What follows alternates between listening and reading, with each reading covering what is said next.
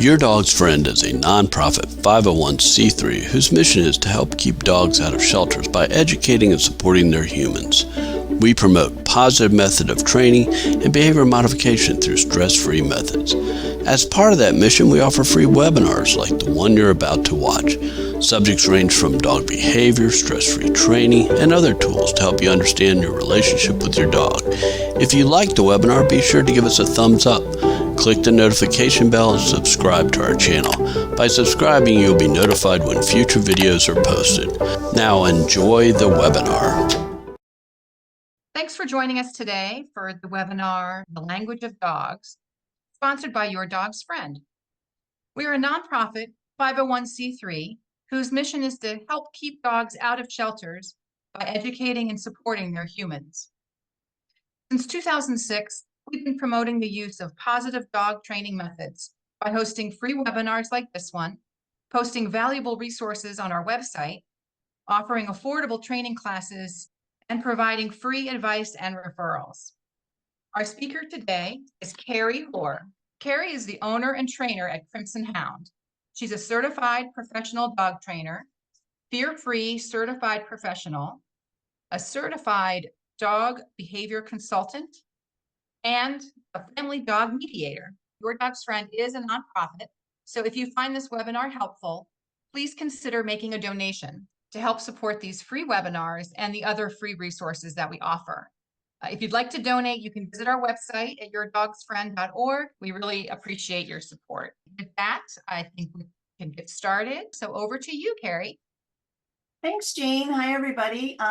So again, I'm Kerrie Hoar. We're looking at the language of dogs. So I'm going to start out with about 45 minutes to go through kind of all the body language stuff. And then we've got about 10 to 15 minutes of videos that are either my dogs or I pulled off of YouTube that are just kind of body language in real life. So we can go through those and kind of talk about what's going on in those videos. So the first thing that I wanted to talk about is just before we get started on just dogs is thinking about kind of how we communicate as well. Because that's where some of the issues come in misunderstanding with our dogs in the way we communicate versus the way dogs communicate. And certainly there are some aspects of communication in humans and dogs that are in common, but we definitely have some aspects of communication that are quite different. And it's those aspects that are different that cause misunderstandings, purported behavior issues, and things like that. So when we think about humans, the kind of ways we communicate most commonly are through vocalization, through vision, and through touch, right? So we look at the world first with our eyes, we talk about, and we love to chat about things, and we also are big on touch. So think about when we greet each other, we shake hands, we fist bump, we hug. We don't generally walk up to someone with our hands at our sides and don't do anything, any kind of touch at all, right? We do use body language, and the issue with that is we don't use it as much as we should, and we certainly don't use it as well as dogs do, right? We generally kind of use body language with those people that we communicate most often with. But then when we look at other people and other beings, we tend to kind of ignore the body language. So when we look at dogs communicate through olfaction, which is their sense of smell. So that's really their biggest one. A dog's nose is between 300 and 5,000 times stronger than ours.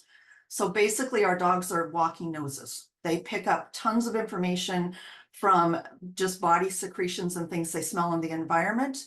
So this is why when you take your dog for a walk, they want to smell everything. They don't want to look at everything. They want to smell everything because that's their number one sense.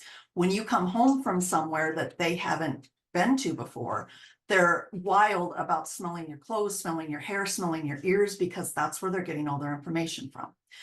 They are absolute experts at body language. They are experts at our body language in addition to dog body language. They do use vocalization as well, obviously barks, whines, growls. Where we're going to concentrate today is in just body language, because each of the other two could be an entire webinar themselves. So why is canine body language so important? Number one is if you know how another being is feeling, you can listen to what they're saying and respond to that, and it also increases the depth of your bond. So if you know what your dog is trying to say and you can respond to that and make them feel better, or just kind of make the environment better for them, it does increase your bond and deepen your relationship. But the other big thing is the prevention of dog bites. And we are looking at more and more dog bites across the world. Much of the reason because of the situations we kind of expect our dogs to excel in. But when we think about it, 77% of dog bites come from a known dog, which means the family dog, a friend's dog, a grandparent's dog, etc. Dog bites have become the 5th most common cause of emergency room visits among children. And with these children, those that are seeking medical attention are generally 5 years or younger. With those kids, even more importantly, the bites tend to be to the head, the face, and the neck. Just when you think about stature, they're shorter, so the mouth is closer to the face and the neck. With adults, those bites tend to come to the extremities. Not only is it medically important, but it's fiscally important because I think these numbers are from 2021, but the average cost of a bite lawsuit settlement is about $64,000. So that's no small sum. And a dog with a bite history is a common cause of people either having their home insurance canceled or not being able to attain home insurance. So it definitely has a lot of impacts in different ways. So studies are telling us that the average person would have no trouble looking at these two pictures and telling us which dog is happy to see us, which dog is saying, go away now, right? But those same studies are telling us that people, especially children, struggle in recognizing dogs who are unsure, uncomfortable, confused, conflicted, fearful. And in fact, the children are actually more likely to approach a fearful dog even after they've been told the dog doesn't want to interact. So it's really important that as adults, we are able to recognize when our dogs are uncomfortable, right? Those studies are linked at the end of the presentation, so you'll be able to pick those up there. Before we get started on body language, I've kind of got 3 rules and a caveat that I want to talk about. The first body language rule is always judge the entire dog, not just one body part. So if we look at this dog, just pretend like you're approaching this dog and its tail is wagging, but pay attention to what the bitey end of that dog is doing.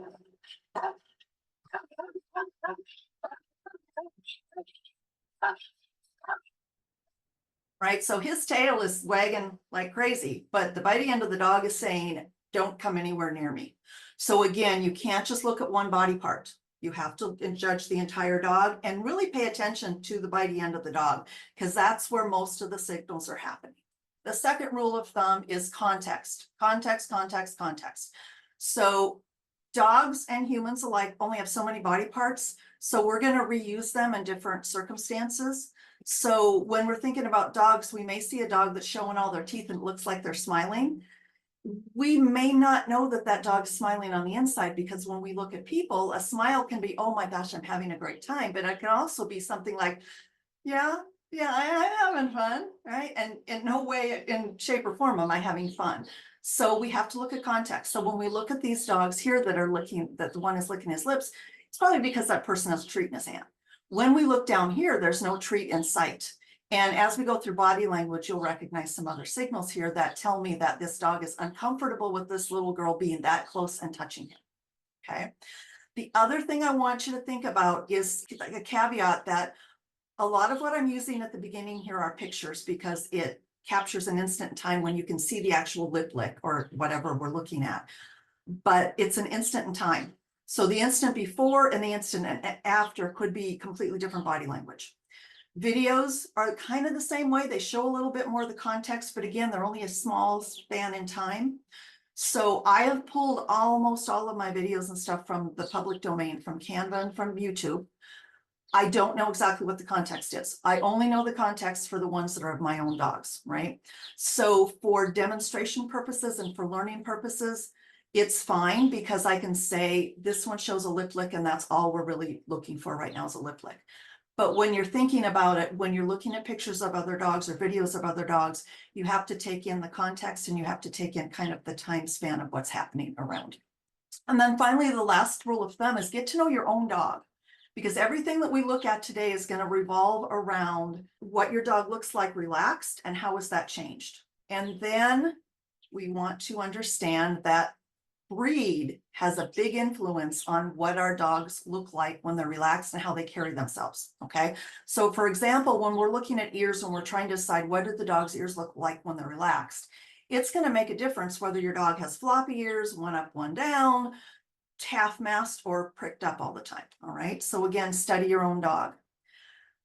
The same thing goes with tails, right? You may have a dog whose tail swoops up, swoops down, sticks out in the back, or you may have a dog who carries it curly whenever they're relaxed. Now, some of these other dogs may shift when they're aroused, shift their tail up and curl it, but that's a shift from the normal. All right, so we're going to start with what does relaxed body language look like? So when we kind of categorize it, we say the dog has soft eyes, their mouth is open, relaxed, their ears and tail are neutral, and they have a loose body. So let's go through each of those kind of body parts individually, and we'll start with looking at what relaxed means, and then go to what does stress look like. So what are soft eyes? What in the world does that mean? If we look at this dog, he has very like friendly, inviting looking eyes, right? His facial muscles are very relaxed, which lends to kind of an almond-shaped eye. And when you look at them, the pupil, which is the black part of the eye, is very kind of diffused and dissolving into the colored part of the eye. It's not real distinctly and round. So it leads to that kind of friendly look. If we compare this to the opposite, which is hard eye, look at the difference even in the shape of the eye. The eyes are now rounder, and that pupil is just round as can be. It is super defined, okay? That is a result of the facial muscles tightening up, and the mouth is closed in this one in addition, so that's another indicator. From that defined pupil with a lot of color around it, we switch to dilated pupils, which means that the black part of the eye, the pupil, has enlarged and taken over almost the entire eye. One thing I want you to look at here is in each of these pictures so far, the dog has been looking straight at us. So all we see is the pupil and the colored part of the eye. When a human looks at us, we see the white part as well. We don't see that in dogs unless the dog is not looking directly at us. Okay. So when we go to this next slide, this is called whale eye. And in whale eye or moon eye, now we do see the white part of the eye. And why do we see that? It's because the dog is no longer looking directly at us. He's trying to avert his gaze because it's uncomfortable. So now his nose is pointing down and then he looks up at us. So we start to see the white part of the eye underneath. What does a relaxed mouth look like? First of all, dogs in the relaxed state, their mouth just hangs open, right? So there's nice loose lips, mouth is relaxed.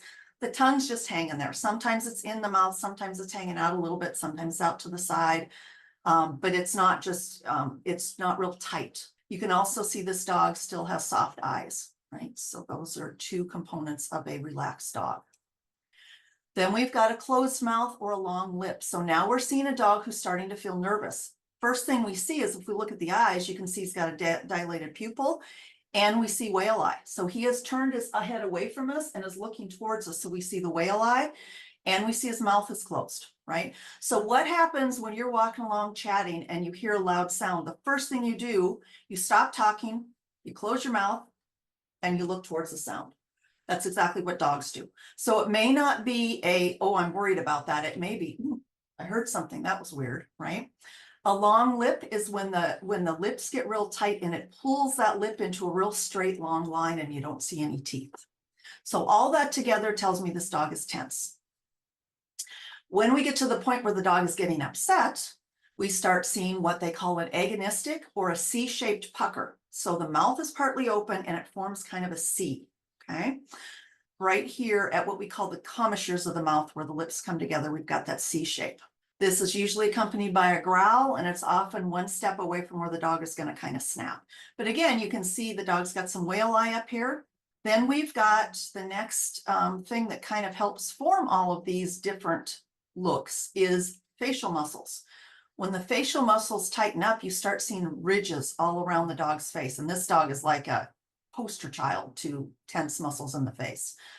You can also, his eyes look black. His pupils are so dilated, you can't even see the colored part of the eye. He's got his mouth pulled back in that, yeah, okay, kind of a grimace. And so you see these big ridges at the back of his mouth, right? And so when we look at these, it's really easy to see facial tension in short coated dogs. But you can, if you're looking for it and learn to see it in your own dog, you can see it in dogs with a rough coat or a long coat. So if we really look at this dog right here and here and here and here, can you see those ridges that are forming kind of in the shadow? The ridges are forming from him pulling his lips up and kind of making that pucker look to him, okay? Then we move on to the ears. So in a relaxed, floppy-eared dog, the ears are just hanging relaxed to the side. If he's kind of interested in something, he'll close his mouth and kind of lean towards it, and the ears pop up and come forward so that he can hear better. If he's getting kind of worried about something like this dog, I don't know if somebody's taken a picture or whatever, but you can see, look at the ridges forming around his eyes and along his face. He's got that real long closed mouth and his ears are pulled way back. So when they pull their ears back, that generally means they're uncomfortable about something. If your dog's ears are pricked all the time, it's hard for them to kind of pull them up and forward or pull them down and back. But what they do instead, you may see what they call airplane ears. So in the process of pulling them down, they are sticking them straight out to the side. And it looks adorable, but it is an indicator that the dog is stressed in some way. So it's not necessarily a good thing. Tail position. We already said tail doesn't mean everything because the first dog in the first video that was barking and lunging was wagging his tail. So again, know what your dog's normal position is. Usually when it becomes lowered from normal, they're starting to become concerned to the point where if they tuck it between their legs, they're fearful. And then if it starts to come up, they're starting to become excited or aroused to the kind of hyper aroused state where it comes up over their back. Kind of like picture a scorpion when their tail comes up and starts to quiver when they're getting ready to strike. That's what the tail looks like when it's called flagging. They'll bring it way up and real tight. And the faster it goes, the more aroused the dog is, right? Again, we have to keep in mind what it looks like with a normal dog, because this dog may have a normal curly tail and he's only moved it a tiny bit, right? Or it could be a dog who has a disability, and I'll show you a video in a minute, where this is the normal for other reasons, okay? Piloerection or raised hackles, a lot of times people think this is an aggressive dog.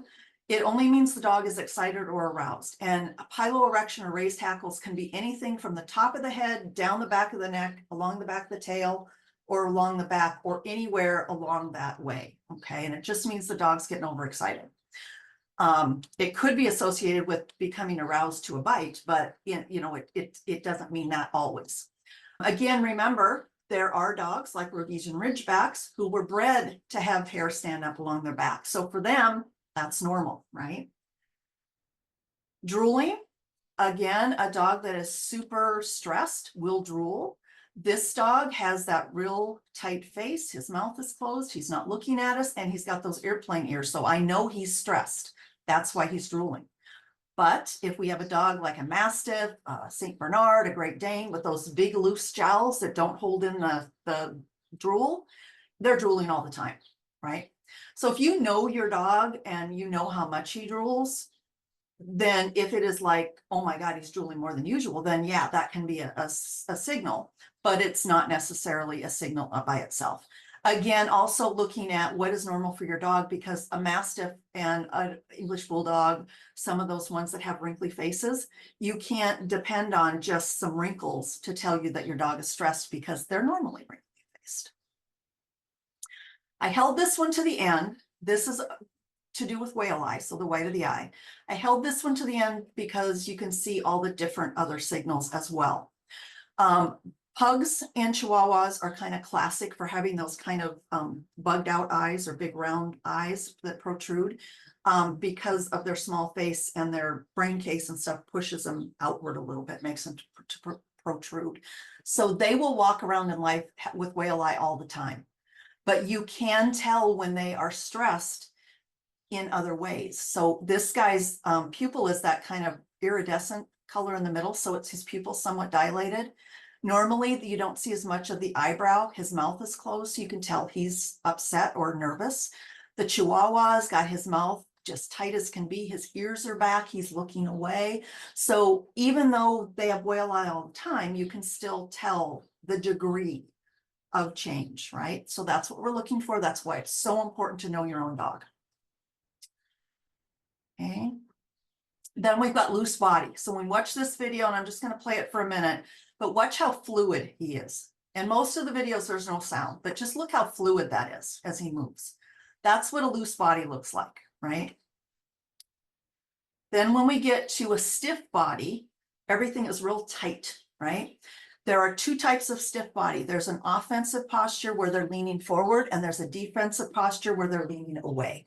So with offensive posture, everything is directed toward the thing, and it's disconcerting, right? It's a go away from me kind of stature. If someone walks up to you going like this, it's disconcerting, right?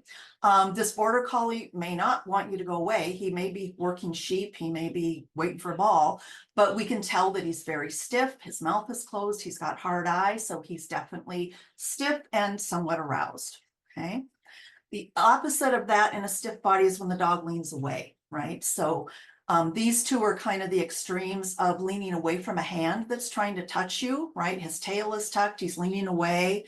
This guy's even gone into the total fold myself into myself and crouch. This is almost like when you think of hiding from an intruder or hiding from, in the slasher movie, somebody goes hides in a closet or under a bed and they cover their mouth and they're all, you know, tensed up and just hoping that that bad thing goes away. That's what this little guy's doing in his defensive posture. This guy's just saying, you know, I don't want to kiss right now. Please don't. Mouth is closed. He's pulling his head away. So those are those subtle things to look for. These next two are involved in kind of changes that we've made in cosmetically or breed specific or maybe medically to dogs. So when we look at these two dogs, these are both Doberman Pinschers, about the same age. This one is the natural state. Doberman Pinschers in the natural state look a lot like a coonhound, right? They are not intimidating whatsoever. But as soon as you dock the tail and crop the ears, they start to look a bit menacing, right? Their ears go up, their tail goes up, and they have that aroused look. We see it, and that's why they've done it to Dobermans to make them look more intimidating, but other dogs also see it as more intimidating. And when you take off these appendages, it inhibits that dog from being able to express body language, right? Coat color and coat type, combine it in this guy right here, right? He's black, so it makes kind of that whole facial area harder to see. It's harder to see his mouth. The amount of hair around his eyes makes it impossible to see his eyes. So it's impossible for him to use his eyes to express body language. It's impossible for us or another dog to see his eyes, right? And then when we have medical issues with dogs or disabilities, it can change things as well. So I talked about using the tail flagging as being aroused. This is my dog Finn, and he had his left leg amputated, and he would walk, as you watch him walk, his tail is flagging way up high because he's using it for balance, right? When he was relaxed, his tail hung down low, but when he was walking, his tail came up high and really stiff in order to help him balance. And I can tell you that it did cause misunderstandings with other dogs, okay? And then we've got medical issues. So, you know, if we've got an older dog or a dog with something like this dog has cherry eye, and that's when their third eyelid kind of pokes into their eye and it affects their vision. When a dog gets older, they start to get chronic pain and their legs are stiff. So they have a stiff stance unnaturally.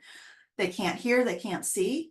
So if you have a younger dog who is chewing on his bone and he's kind of, you know, he's not real keen on somebody else approaching him when he's got his toy or his bone, and you have an old dog that doesn't see or hear very good, and he's just walking along and he doesn't see dog chewing on the bone, making these kind of whale eye and turning his head away and that kind of thing. He doesn't see it and he just keeps walking. Well, this dog is going to interpret that as you're ignoring me. So then he'll make it more overt and make it a growl or a snap, right? And then the dog hears it and he's like, oh, okay, yeah, that's fine. But sometimes we misinterpret that as this dog is being mean and aggressive when all this dog was doing was talking a little bit louder, right? So if you live with somebody who has a hearing deficit, you're not going to start, you might start out with, Jean, can you turn up the volume? Jean, can you turn up the volume? And if she doesn't, pretty soon you're going to resort to, Jean, can you turn up the volume? You didn't mean anything by that. You're just raising your voice so that animal hears you, right? And so that's a really common area of miscommunication. Okay, so why are we doing all of this? We can narrow it down to, what is the dog asking for? And in general, the number one thing the dog is asking for is a change in distance. Okay, so we can strip everything down to one simple rule. If you see relaxed body language, the dog is probably showing distance decreasing behavior, which means they're fine with you coming closer, decreasing your distance. If you see dogs expressing stressed body language, whale eye, closed mouth, those kinds of things, they are showing distance increasing behavior. So they would like you to move away, right? So anytime you see one or two of these behaviors, think in terms of distance. Is he okay with me coming closer? Would he like me to go away? Or if he's exerting that towards something else, would he like to go closer to that other dog? Would he like me to take him away? Okay. We can talk a whole webinar about that, but for basic purposes, that's the kind of the rule of thumb to remember. So power of distance, what can it do? What can a tiny amount of distance create? These two pictures tell the entire tale, right? We've got a girl who's leaning over the dog, hugging him, kind of constricting him, and he is showing us ears pulled back, whale eye. Won't look at the person, his mouth is closed. As soon as she gives him 12 inches of space, look at how happy he is, right? He's not cowering away, his mouth is open. So a little bit of distance goes a long way. Then we've got what are the dog's options when they're stressed, right? Any animal, persons included, when you're feeling stressed, the first thing that comes to mind is running away from it. But what is a dog going to do if they're on a leash and they don't, or in a kennel and they don't have the ability to do that? They might fight, so bark and lunge, because they know that from previous experience, when they bark at somebody, they're going to move away. So they'll try that. They might freeze like this little dog and just freeze and hope the thing goes away, or they might fidget. So this is when dogs display behaviors out of context in an attempt to de-escalate, to calm things down. And that's what this next little section is about. The next section is about some of the more overt behaviors that we see in dogs called calming signals. So these include things like soft eyes, blinking, squinting, averting eyes, looking away, lip licking, yawning, grinning, smiling, paw lift, tail wag. We don't go through each of them individually. So we already know what soft eye looks like. We've got blinking and squinting with this guy. He's also got his mouth closed, so we know he's uncomfortable. We've got averting their eyes, looking away with this guy with these ears pulled back on the whale eye, so we can tell he's uncomfortable. We've got the entire looking away. It can even go to the extreme of turning away or even walking away, right? We've got yawning and lip licking. These are two of the most common things that I see in dogs who are uncomfortable in a situation, right? This is out of context, right? This dog is not tired. He hasn't just woken up from a nap. He is just uncomfortable with what is probably a stranger, because this is a Canva photo. This is a professional photo of this woman leaning over and hugging this dog that she doesn't know. Lip licking. This dog doesn't want to be held that way, doesn't want to be held right now, or doesn't want to be kissed, right? So we've got that lip licking going on. Then we have paw lift. So we combine that with all these other kind of concerning things. Mouth is closed, ears are pulled back, whale eye right there, some wrinkling between the eyes. He's even kind of backing up on his haunches. But paw lift is another common one that combines with others. Smiles and grins. These are very often combined with a lot of squinting to kind of appease or say, I don't mean any harm. So smiles looks a little bit like an agonistic pucker, like that one I showed you, but notice his mouth is closed. With the agonistic pucker, the mouth is open slightly, okay? The grin is when you get the full, like Cheshire cat kind of a grin, okay? To show you what this looks like in action, I've got a video that I took of Finn. This is only about 30 seconds long, but you see everything in here. He is really, really overt with his body cues. He is totally, I don't want any conflict. All I was doing in this video was he wanted to stay on the couch, and I asked him to come in my office because the mailman hadn't come yet, and I knew he was going to go bark at the door. Okay, so all I said, was saying to him was, do you want to come in my office? And if you watch this, and I'm just going to mute it because you don't need it. He looks away. We're going to have blinking and squinting. We're going to have a lip lick coming up. Looking away again.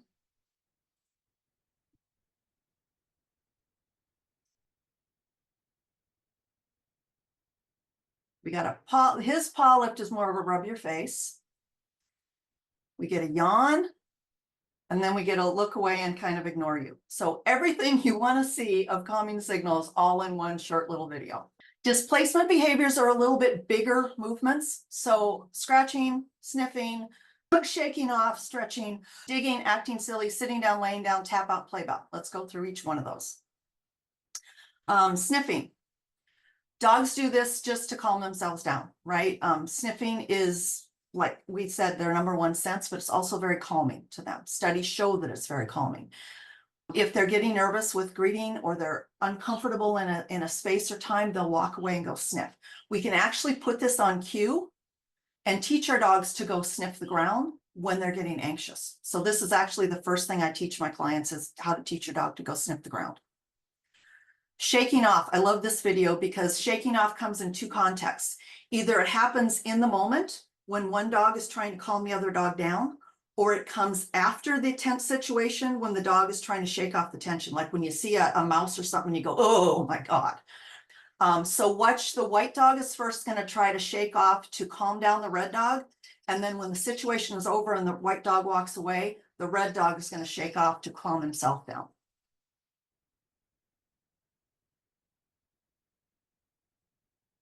So there comes the first one to calm down. And as he walks away, we get the red dog shaking off. Stretching and scratching happen in the same way. So if a dog is uncomfortable when you're asking him to lay down, you know he knows it, but he's in a weird situation where he's anxious, he may just start scratching himself. Okay. Digging, same thing. What I want you to watch in this video is watch what happens, watch what the dog does as soon as the little girl starts to try to touch him.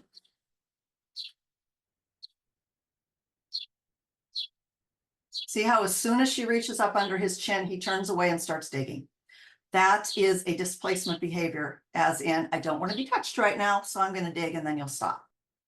This one is playing or acting silly. What's happening here is like when dogs get the zoomies and they're like feeling weirded out and they're like, I don't know what to do right now. So they just act like a maniac and they start running around crazy or they start jumping all over the place.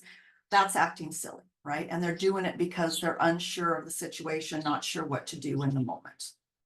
This one I love. What I want you to watch here is, this is Finn when he was a puppy, when he first came to me. This is my Aussie Pippin, and Pippin loves to bark when he plays. And as Finn starts to feel overwhelmed, watch what happens. Watch what Pippin does the instant that Finn lays down in this interaction.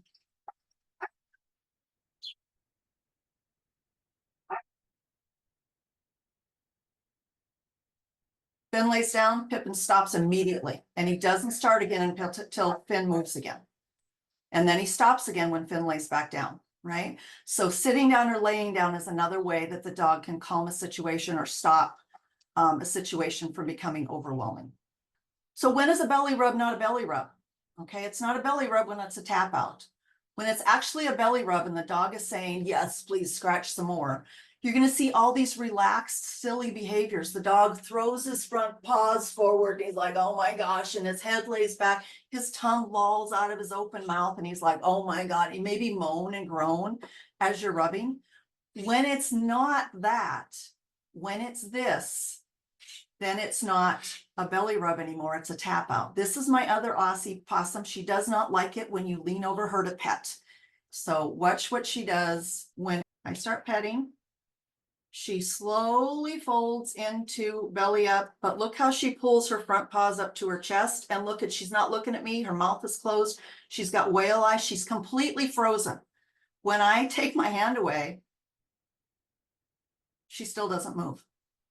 That is not please rub my belly. That is please stop doing that. I don't like it. Okay. So there's definitely a big difference between those behaviors. And then we've got a play bow. So they bounce down on their elbows, boom, to get a dog to play, and they'll bounce back up and they bounce back down and they'll go to the side. That's totally play behavior, right? Come play with me, come play with me.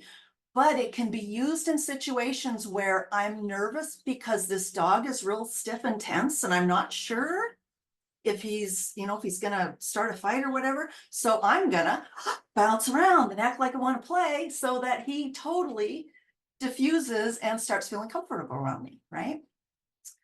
Okay, that is pretty much all the body language.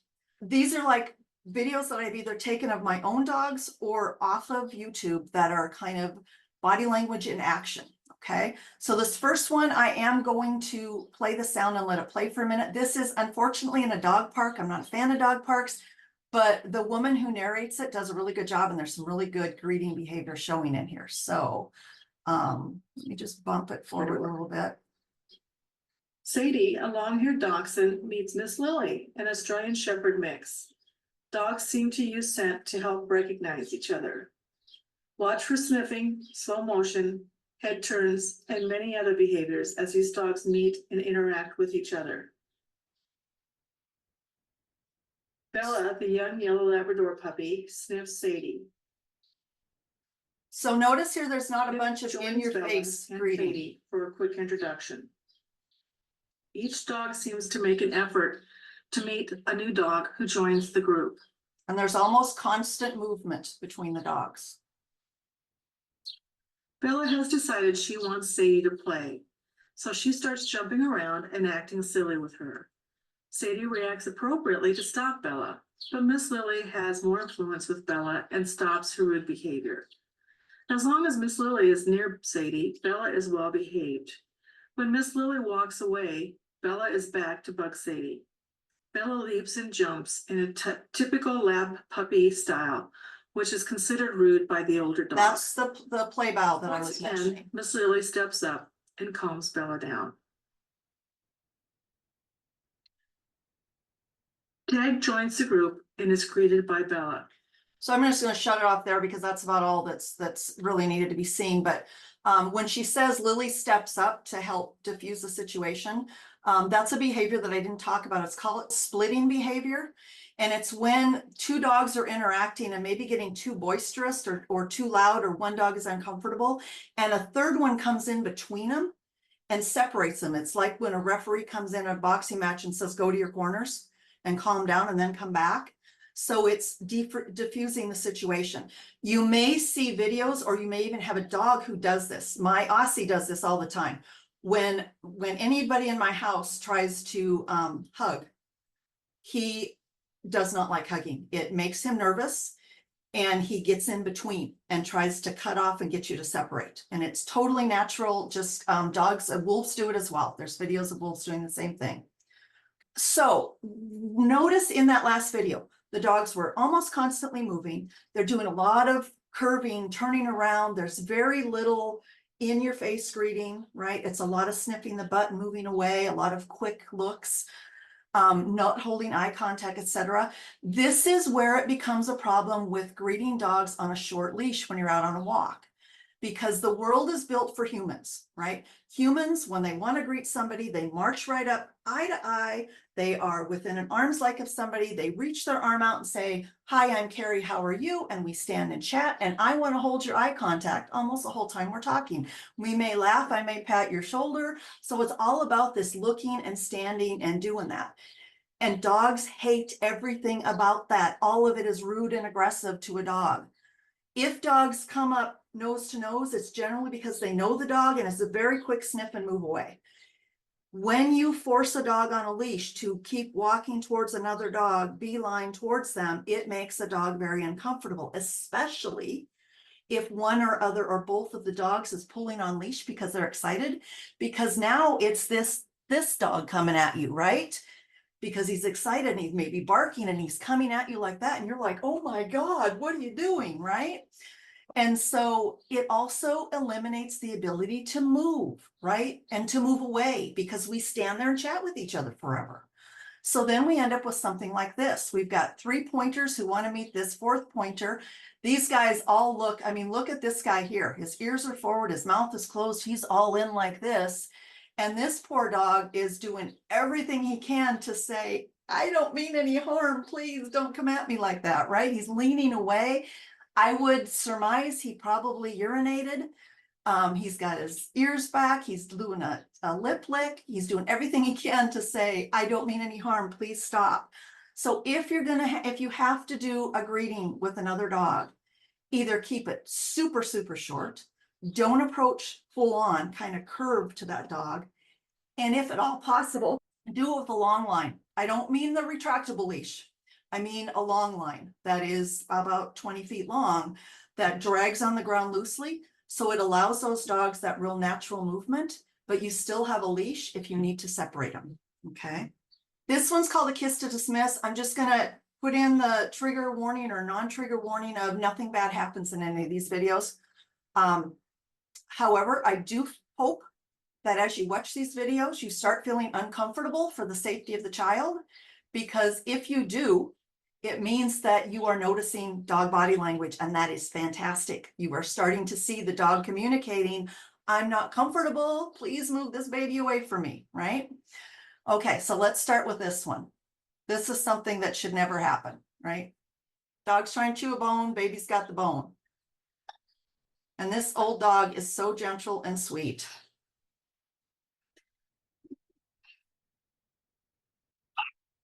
But did you see the little freeze when the baby first grabbed his face? This is what we call a kiss to dismiss. And he does it a little bit more in a second. What he's doing is he's trying to create distance by kissing in a hard manner and fast. So he's actually pushing that baby away from him.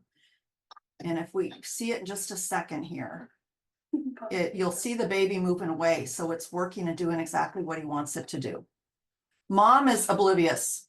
She thinks it's adorable. Poor dog just wants his bone. Now he puts the foot on the little boy to say, please stop grabbing my bone. Okay, here's where the good kiss to dismiss comes in. Takes the bone away from him. All right, now watch. Watch the baby being kind of moving away from the dog as he continues to kiss. That's enough. See how he's creating space there? Okay, that's not a friendly little, I'm a little puppy and I want to be inside you. I'm so excited to see you and I'm licking your face. That is a dog saying, I'm uncomfortable and I'm being nice and gentle, but this is how I'm going to create space. Okay.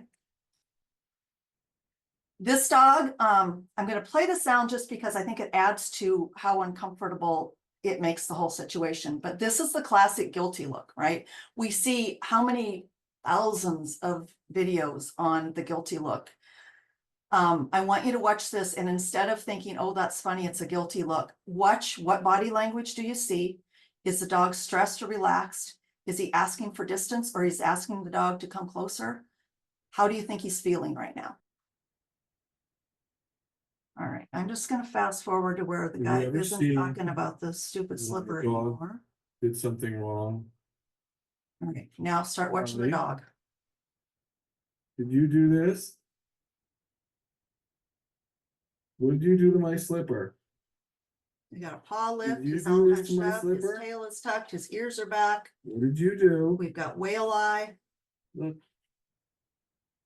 I didn't do anything. Look, he's shaking. Are you guilty? Did you do that to my slipper? Was it you? Come here. I'm just going to stop it there, but doesn't that really want to make you tell that guy to stop it? Just stop doing what you're doing. You're making that dog uncomfortable. The dog is terrified. But it's that you come in and you're like, oh my God, what'd you do to my slipper? And then you go, what did you do to my slipper? And it's your whole body language, your voice changes, your stance changes. And the dog's like, oh, they're mad about something. And it's not, I'm guilty because I know you're mad about me chewing the slipper. I mean, if he had another chance, he was happily chewing that slipper the whole time he was chewing it because it felt good. He's not guilty about that. He's afraid of what has happened to you and your behavior. This one, I'm actually just gonna, I'm gonna play it because it's subtle. This is my 4 dogs out for a walk. We are sitting on the grass. There is a daycare center over here with some kids screaming and stuff. My greyhound is terrified of kids, and watch the behavior that ensues. Okay, we've got Finn and my Aussies that are just laying there, relaxed, sniffing the air. And then we look at the Australian Shepherd. Excuse me, the Greyhound. Her ears are pulled back. She is looking away. Now she hears them again. Ears come back. And this is very subtle, right? She's not laying down. She's not relaxed. She's lip licking, right? Now we pan back over to Finn in just a second here. And notice he hears them, right? But he's still totally relaxed. He's just like, ooh, what is that sound over there? The Aussies are oblivious. But now she's listening again. And now she turns away, right? So what did I do in this instance? I knew she wasn't comfortable because usually when we go take our little break, she'll lay down on the grass and close her eyes. So I moved about 20 feet away and she was fine. She laid down on the grass, closed her eyes. The other thing I just want to mention, I'm just going to close this.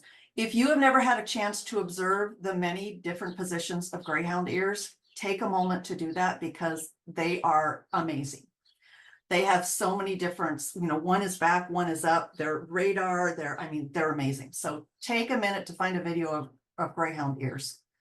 Okay, so Lucy here is a cattle dog mix. She is a temp foster. The boys are roughhousing as they usually do. What you're gonna see, and I'm gonna play it on regular motion and then slow motion. You're gonna see Lucy who's uncomfortable. Most shepherds or herding breeds are instinctively, they are bred to control chaos. And for her, their playing is a level of chaos she's not comfortable with. So she moves in to stop it. She's going to come in at Pippin's face. You're going to see her lick her lips, raise her lip a little bit in a kind of a snarl.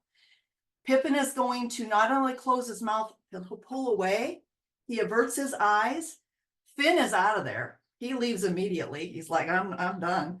And then as she moves past him, he actually turns his head to the floor and even closes his eyes. And then she's going to shake off and Finn's going to come back to play. Okay, so let's see what that looks like. Slow motion, it's hard to catch, but on regular, but we'll catch it on slow motion. See, the second she shakes off, Finn comes right back in to cause trouble. Okay, there's the lip lick. Then we've got the teeth showing. And you notice how as soon as she moves in, Finn's like, I'm out of here. Pippin now closes his mouth. We got some whale eye, and he's now pulling his face away, making distance. She's continuing to move forward towards him, so he continues to make distance. Finn is kind of off to where he feels comfortable. He's not too worried. And now as she starts to move past, he lowers his head and closes his eyes completely. And the second she starts to shake off, Finn moves in to start trouble again. This one, what I wanted to mention about kids and dogs is generally parents don't know how to read the dog's body language. So they kind of come into this feeling that their dog is going to love their child as much as they do. And they just assume that. Many of these dogs, when children are tiny, have been with the parents for a while. So they're older dogs. So they may have chronic arthritis. They may not feel like playing. And then we have a toddler who comes in and is all about, oh my God, I want to touch and feel the dog. They may have a toddler who's, toddlers are not graceful. They're clumsy. So if they fall on the dog, they may hurt the dog. The dog may not see or hear him coming. So there's a startle response. But again, nothing happens in any of these videos, but I wanted to show you some of the ways that super patient dogs show us that they're not comfortable. Okay, so this one's really short. He's just going to get up, walk away, and as he walks, you get a quick flick. Right? So I mean, that's how more perfect could that be, where he just is like, yeah, nope, I'm not, right? And then we've got this little girl who's sweet as can be, but watch when she touches his ear is when we get the problem. All right. Took his heart, yeah. He took his heart. Again, dad is completely oblivious to the dog. I mean, that dog wants nothing to do with that child. He's not looking at him. He's looking away. Good job, McKenna. And the dog is fine until you see her touch his ear. Now he's like, oh boy, I don't know. What do you got? Give kisses. Now he's encouraging her as the dog yawns to kiss the dog, right? And as the dog licks, that's not a happy lick, right? That's a kiss to dismiss. Please go away, right? But dad has no clue. This one, I'm going to play it quickly, but this is the still shot is all you need to see. Is a baby that close to a dog that is that uncomfortable, right? Watch this dog. He is just like, oh my gosh, get me out of here. I don't know how to make it stop. That's your baby? Yeah. Hello, besito. Okay. And I'm just going to play it through because the worst part of the video is what comes right here, where he reaches right into the dog's face when he's giving all of those calming behaviors and hugging it. This is my last slide, and I want to play it because it is my absolute favorite video of body language on the internet. It is a, this will give you the feel-good vibes for the rest of the day. Just a quick, this guy had been in the hospital for quite a long time. He lost a bunch of weight. Someone was keeping his dog for him and they're trying to reintroduce the dog. You're going to see the dog at first is like, who the heck is that? And then you will see the magical moment when he recognizes who that is. So enjoy, because I love this video. Here comes the dog in the back.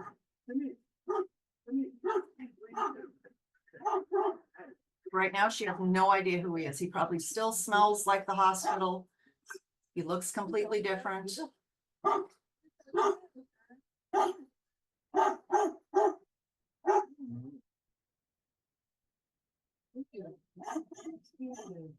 Now she's kind of conflicted. I'd like to smell you, but ooh, I don't know.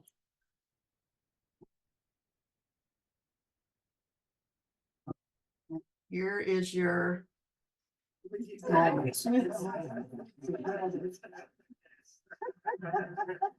how much more loosey-goosey could a dog possibly be, right? That is absolutely my favorite video out there. All right, so to end it, here's the studies for that, whether or not people can recognize body language. Further reading, there's some great books out there. Doggy language and kitty language are just two tiny little books by Lily Chin. They are super easy. There's one page is a picture and one page is writing. So Listen to Me is a great book by a colleague with lots of colored pictures. These two are books written specifically for kids. This is one on learning body language. This one is body language, but it's also a dog with arthritis pain. Turid Rugas is the queen of calming signals. She's the one who coined most of the terms. So the very short little like 75-page book with talking about calming signals. She also has a great book out called Barking, the Sound of a Language, that goes through the different types of barking if you're interested in that. The last two are more textbook kind of books, but they're also both very good. If you had some concerns when you saw the kids and dogs together, these are three great kids and dog coaches. Your Dog's Friend also has some videos on the website and some information on this. The one I recommend the most is Pooch Parenting. She's got this great monthly membership that's only $25 a month. And you get like a Facebook page, you get free information, you get access to Zooms with her and stuff, and great information for somebody who has kids and dogs and wanting to know how to keep everybody safe. And then finally, if you want to contact me, my website is just crimsonhound.com. My email is training@crimsonhound.com. And then you can follow me. I'm pretty active on Facebook and Instagram with Crimson Hound Training.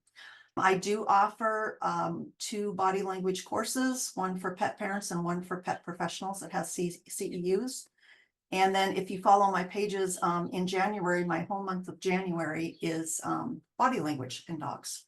So with that, see if you guys have any questions. The first question is from Joyce. She says, my smaller dog does what you have described as a tap out every morning, but he follows me to do it. It is not in response to my efforts to pet him. He is stiff and has whale eye. What is this? Should I ignore him when he follows me to the bathroom and rolls over showing belly? he may be following you to see where you're going, but then when you stop and he sees what the situation is, he's like, oh yeah, this wasn't what I wanted after all. Because a lot of times when a dog comes up to you and sniffs you and puts their nose on your lap and stuff, they just want to sniff you. Or if they come up and lay next to you, they just want to lay next to you. And then when Possum is classic for this, she'll come and lay next to me, cuddle up as tight as she can get to my thigh. But if I blindly continue petting her, she's like, no, that's not what I'm here for, and she leaves.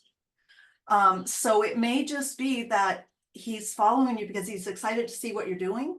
But then when he sees like, oh gosh, it's this, then he's like, nope, I don't want to be here for this. So I would say that's probably what it is. Arlene says, when I walk my dog and another one is down the block headed toward us, she often stops. It's very close to the ground and looks like a tiger or panther about to lunge. She does it with friends as well as strange dogs and wants to play, but I've never seen another dog assume that pose. Have you? Depending on the breed, a lot of them will do that.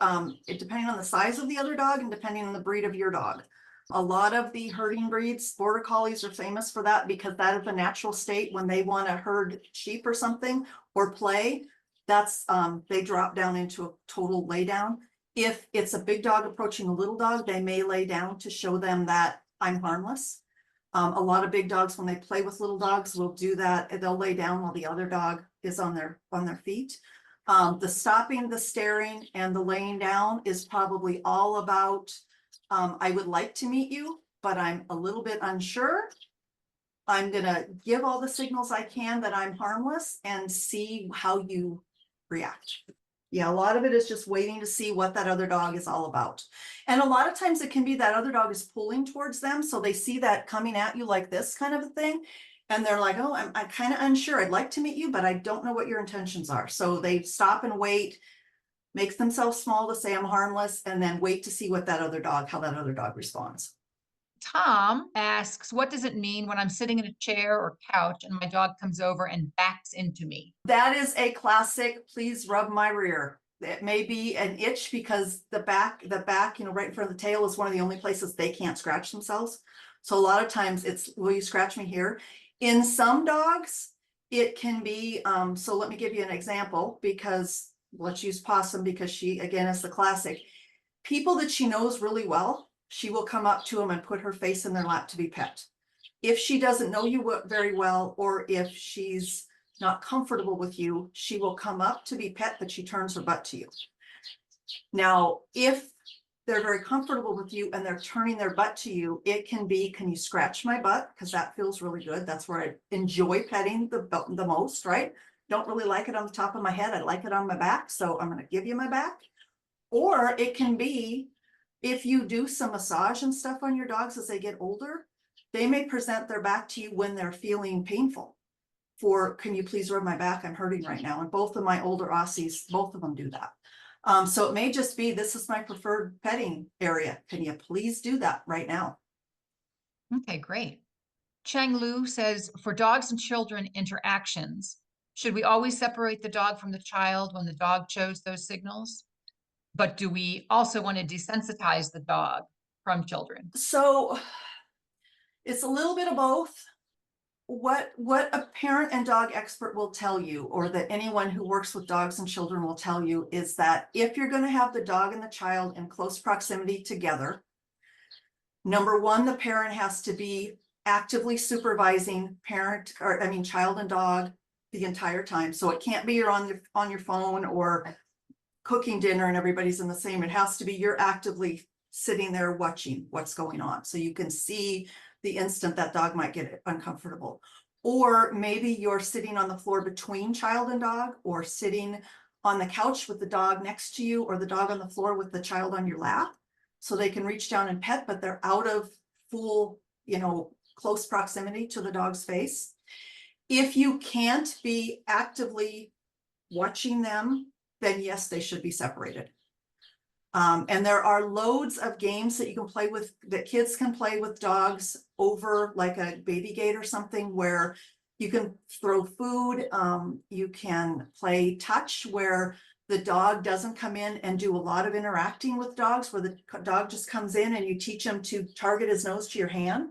So you teach the dog to do that, and they come, they touch the child's hand real quick, then they move away and come to you to get a treat. So you're not keeping that interaction, you're keeping that interaction real brief. So it really kind of depends on the supervision, it depends on the dog and how comfortable they are. I mean, if the dog starts giving signals when the child is 5 feet away, then I would not let them together in the same room ever without supervision or a barrier between them. So it really depends. And if you're questioning it, I would definitely reach out to a trainer who specializes in children and kids. And like I said, Pooch Parenting has that $25 a month membership that you can get in there and ask all those questions and get all kinds of answers for really a really good price. Just a quick follow-up to that, Kerrie, what would you say to people when they're like, no, no, no, my dog loves it when my kid does X, Y, and Z, and obviously they're not seeing the signs? Is there anything, you know, that we can say as just concerned friends? I would say that, you know, you could say something as simple as, I saw a body language video that a trainer did that kind of showed the same thing, and they were saying it was uncomfortable. That's about all you can really do if it's a friend. If this was a client of mine and they came to me and said, you know, my dog bit my child, and what do I do? My dog is vicious. You know, I would not say, I'll come to your house and we'll put them together and see what happens. I would say, do you have pictures or videos on your phone of that child interacting with the dog in the past? Can you send me as many of those as you can and let me look at them? And then I will put them on, I will annotate, talk over that video and tell them exactly what I'm seeing and explain to them the things that are uncomfortable. Audra asks, my dog has started periodically freezing on walks. This happens in very low stress, quiet, more suburban, familiar environments. I thought it could be pain, but the vet cleared the dog earlier this week. So what do you think that might be? So a follow-up, is it in specific locations that the dog is continually freezing in? Okay. So I would say that something has happened in the past in that space, and they're stopping and looking around, concerned to see whether or not that same thing is going to happen again. Right? Just to explain it in an easy way that doesn't mean the dog is uncomfortable, but something, you know, because dogs form habits and spatial context really quickly. So for example, when I take my dogs for a walk, I take part of their breakfast with me and we'll walk for a while. And when I first started doing this, I always walk over to the university campus and I would stop in certain places where it was shady and I would scatter their food on the ground and they would, you know, sniff and find their food, and then we would walk on, we'd find another spot. And I tended to do this in similar spots. And I don't know, I probably started doing this 4 years ago. When we walk over there, every single time we walk in those spots, they all stop and look at me to see if I'm going to throw food. So I would say that it's probably the dog has seen something or heard something in that area that was of concern. And as they move into it, they're wondering if that same thing is going to happen again. Right. And one way you can address that is to start labeling things for your dogs.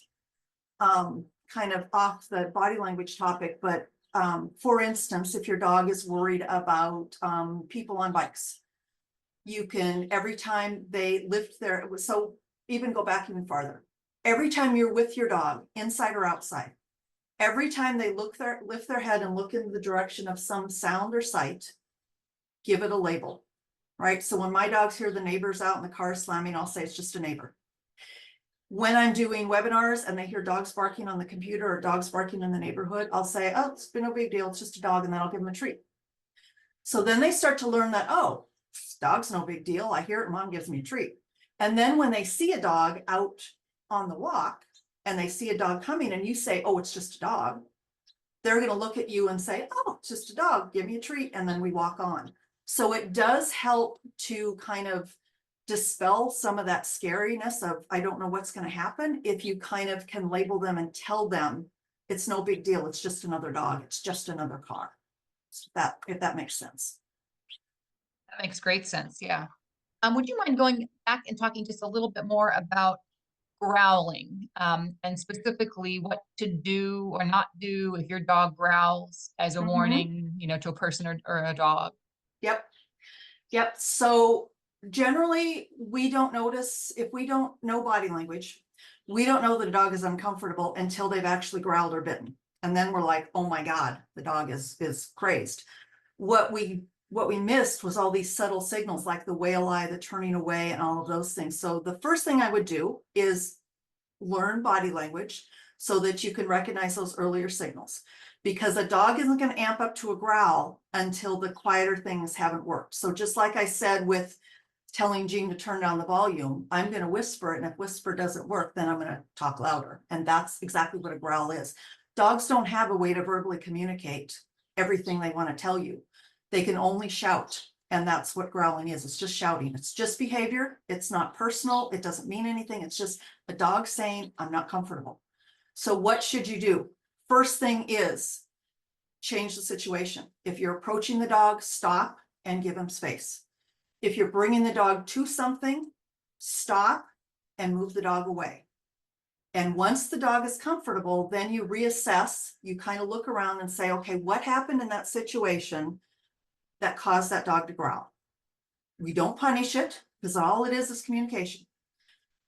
Then we figure out what it was.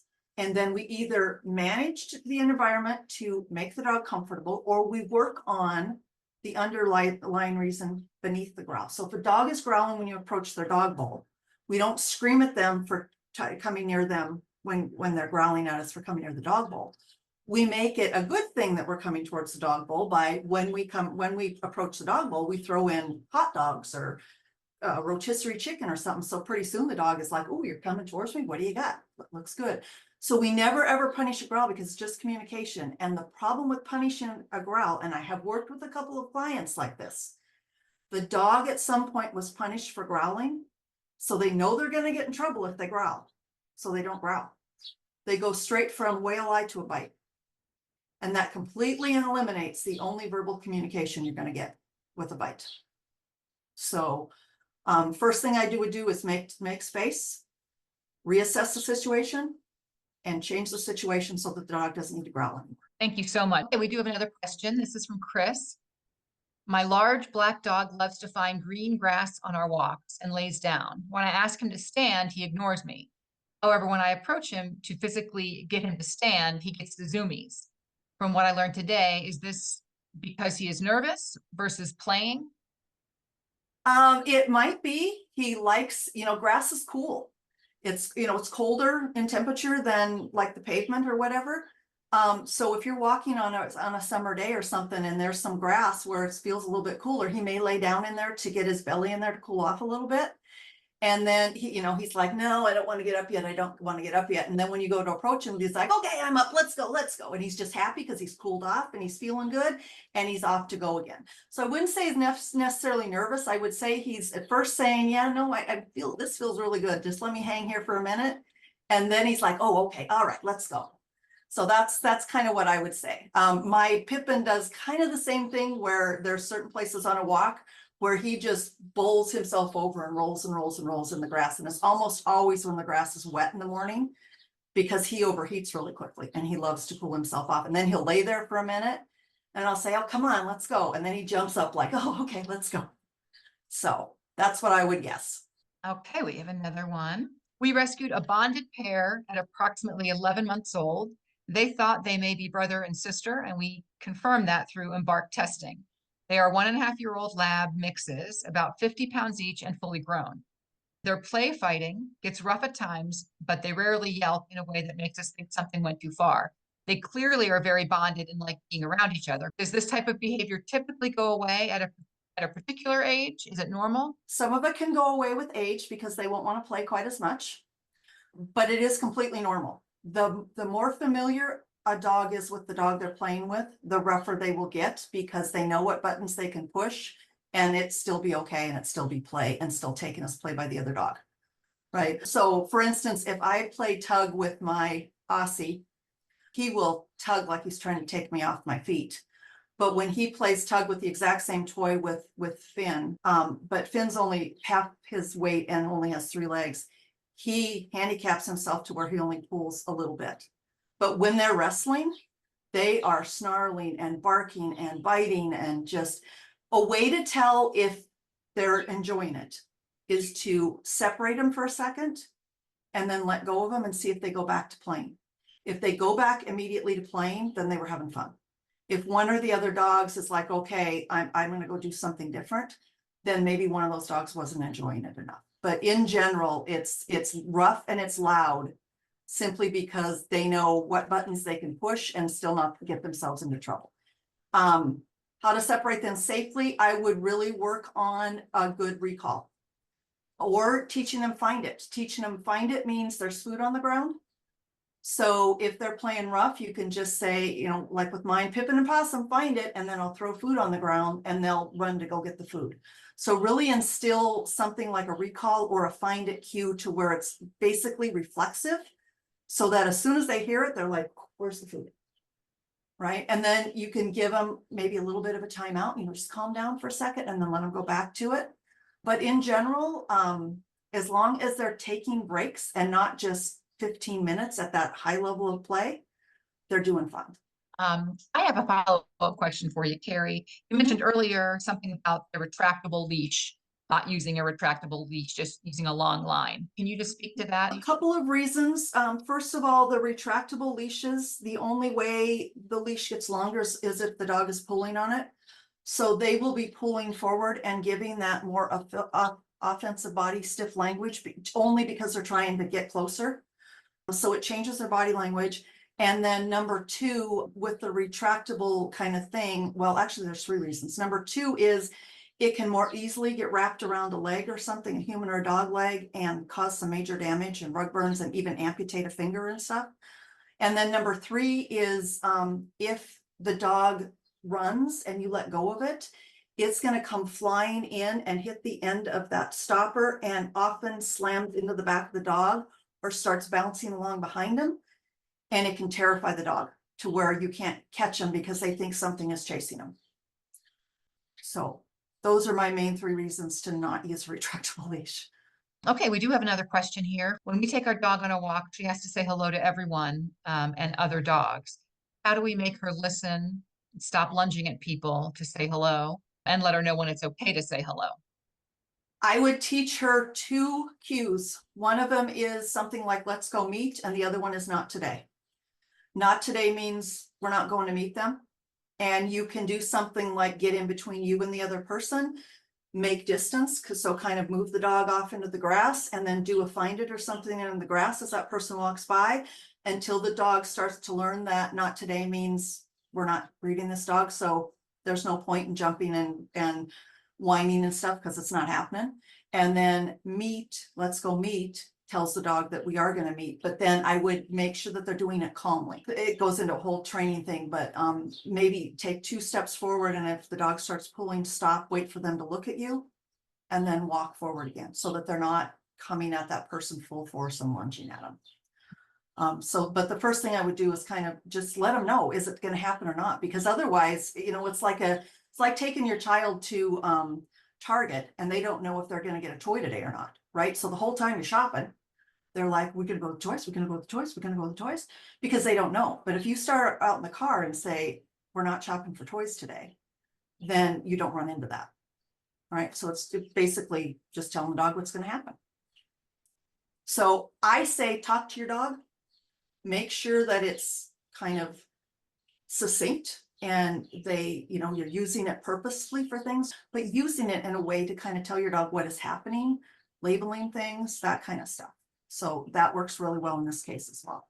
Okay, when my dog stretches onto his back or side, he often starts wiggling around to bite the nearest thing, which is normally me or furniture. Any ideas to address this? He probably just wants something in his mouth. So you can have something close to you that you can kind of like a tug toy or something that you can use to kind of occupy his mouth while you're scratching his belly. Or you can do something as kind of teach him to go get a toy. I've done that with a lot of dogs who are like mouthy greeters. I'll teach them to go get a toy and then I keep the toy basket right by the door.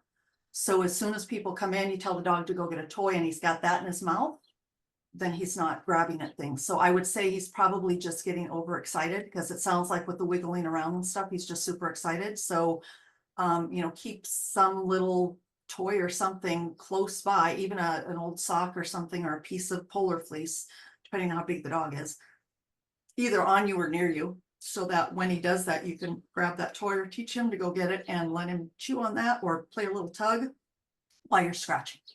We have one more. When my corgi gets together with her mom and sisters, she gets very loud and hurts everyone, especially mom. Any thoughts? That's how herding dogs love to play. She's probably overzealous with it. And do the other dogs try to correct her, or are they kind of fine with it? Because a lot of times when everyone plays, okay, so it's probably not bothering them, so I wouldn't worry too much about it unless it bleeds out into chasing people and biting heels. It's just the way herding dogs play. Each different kind of type of dog, like pit bulls love to wrestle. And they love to do like full-on tackle football, T-bone other dogs. If you get like a herding dog and a pit bull together and they don't know each other, the first time that pit bull tries to T-bone and tackle the herding dog almost always says, okay, I'm out, I'm done. Herding dogs likes to chase each other and hurt each other. And so it's just that instinctual gene coming out in play. Kerrie, thank you so much. This was so informative. Good, good. for I love doing doing that. body language, so this was wonderful. Thanks, everyone. See you next time.